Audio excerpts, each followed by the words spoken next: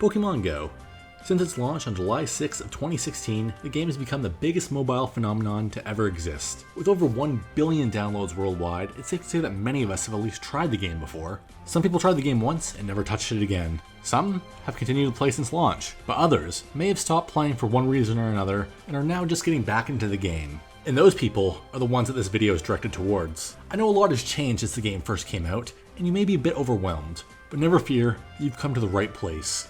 Welcome to the Pokémon GO Returning Players Crash Course. Today's topic, Raikou Raid Day. I will be discussing 5 main points that you need to know before this event starts. So what is a raid day?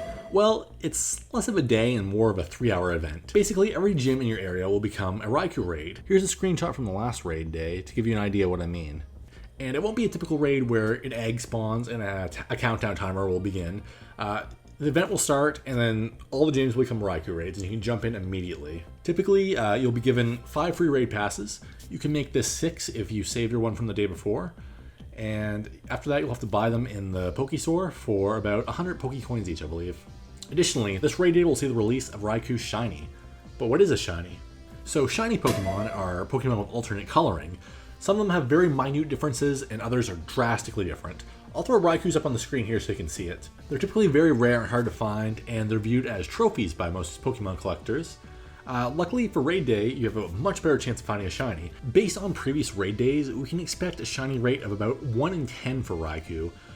While we can't guarantee this, because the event hasn't started yet and we don't know what Niantic is planning, it's safe to say it is about 1 in 10. Worst possible case scenario, the Shiny rate will be about 1 in 20, which is the typical Shiny rate for Legendaries and Raids. But it's pretty safe to say it'll be about 1 in 10 to 1 in 12 in that range, which is much better when you compare it to the rate of Shiny Wild Pokemon, which is about 1 in 480. Well, now that we talk about what Raid Day is, let's talk about when it is. Raikou's Raid Day is scheduled for June 29th at 4 to 7 p.m. your local time. Now, take note on this. This isn't a specific time zone, this is your local time. So when it's 4 p.m. your time, wherever you are in the world, that's when the raid day will start. This is a lot different than Community Day, which is, I believe, 3 to 6 local time.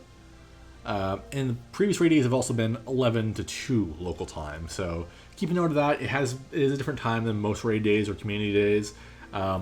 Personally, not a big fan of this time period because it's during dinner, but that's when it is. So schedule your dinner around that.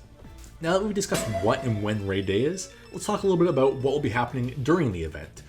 So during this 3-hour window, you'll be battling Raikou, the electric legendary Pokemon, with groups of up to 19 other people. To defeat Raikou, you'll want to use the best counters possible, which are strong ground-type Pokemon. So let's just go through some of the best options for counters to Raikou. The number 1 choice would be Groudon with Mudshot and Earthquake. I know a lot of returning players probably won't have access to Groudon, as he's a legendary Pokemon himself who's been featured in raids, but if you do have access to him, he is the top counter. Next up is Garchomp. He'll have the exact same ideal moveset as Groudon of Mudshot and Earthquake. He's slightly more accessible at this point, but not much, because let's be honest, it's pretty hard to find a Gibble around anywhere. So the next 4 options are more accessible, but just as good. Number 3 would be Rhyperior with Mudslap and Earthquake. Number 4 is Mamoswine with Mudslap and Bulldoze. Number 5 would be Rhydon with Mudslap and Earthquake. And finally, Donphan with Mudslap and Earthquake. I would also recommend possibly Golem and Hippowdon. Now, if you don't have any of these Pokemon, that's completely fine. These are just the recommended ones. Use whatever ground-type Pokemon you have. These are more for smaller groups of people to get the most damage done. Typically, if you're in like a big city or something, you're going to be in groups of 20 anyway, and these raid bosses just go down like that, so you won't have to worry too much about it. So, once you beat him in battle, you'll have the chance to catch Raikou. So that brings us to our 5th point, the catch rate. So, catch rates for legendary Pokemon are extremely low, but luckily there are some things you can do to boost your catch rate. So for this section, I'm going to be throwing a lot of tables and graphs on the screen because it's going to be a lot easier than me trying to explain every possible combination of catch rates. So our first table here is going to be base catch rates. This does not include a curveball, and this does not include medals. What are medals? You earn them for catching Pokemon of the same type. So in Raikou's case, he's an electric type Pokemon. So to earn the electric medal, you would have to catch certain amounts of electric type Pokemon. So to earn the bronze medal, you have to catch 10 of them, and I'll give you a plus 1% catch bonus. To earn the silver medal, you have to catch 50 of them, and I'll give you a plus 2% catch bonus. And to earn the gold medal, you'll have to catch 200 of the same type of Pokemon, and that'll give you a +3 catch bonus. But this first table does not include that. This is just the base things, the lowest they can go. And you can see that it has different catch rates for different throws and different berries. As you can see, with no berries, no throw bonus, you go down to 2%, which is the worst possible catch rate, other than completely whiffing your ball and not catching it. And the best possible base catch rate would be by using a gold raspberry with an excellent throw, which nets you a 7% catch rate per ball, when you'll typically end up with about 7 to 10 balls, but you can go up to high as 18. I'll go into more details about how you earn balls during raid battles in another video, but for right now, to say typically you'll end up between like 7 and 10 balls. So 7 and 10 attempts to catch Raikou. Our next table here is going to be the curveball and the bronze medal. As you can see, the rates have increased slightly, but they're not the best they can be. So let's pump that up a little bit more to curveball and silver medal, and we can still see a bit of an increase here. Best case scenario right now is by using gold raspberry and getting an excellent throw, which is about a 16% catch rate, which is a lot better than the 7% we had before.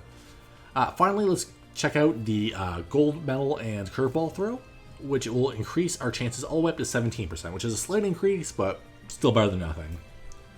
17% per throw is about the best chance you have at catching Raikou, but there is a bit of caveat on that. If you encounter a shiny Raikou, you have a 100% chance of catching him. Your first ball will catch him immediately, and in this case, you should use a Pinap Berry, or a Silver Pinap Berry, whichever you prefer. I prefer using just a normal one in this case, which will double the candies you get for catching him.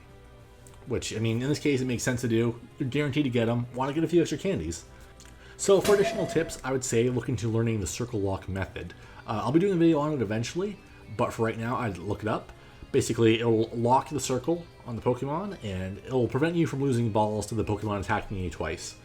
Other than that, I'd say bring a lot of water, bring a charge cable, bring a battery pack, because 3 hours is a long time, and if you're in a hot area, it's going to get a little spicy. So try to stay well hydrated, stay in the shade, stay cool. So I think that's about going to wrap it up. Thank you guys so much for watching. I hope you guys have the best of luck out on your raid days. Get those shinies. I'm going to be out there hunting myself, so hopefully I can find one. Tune in next time. We'll discuss the raid mechanics and further details about how to earn raid balls, etc., teams. I know I should have put that in this video, but probably a bit overwhelming all for one video. Make sure to smash that like button, smash the subscribe button, smash everything. Until next time, goodbye, trainers.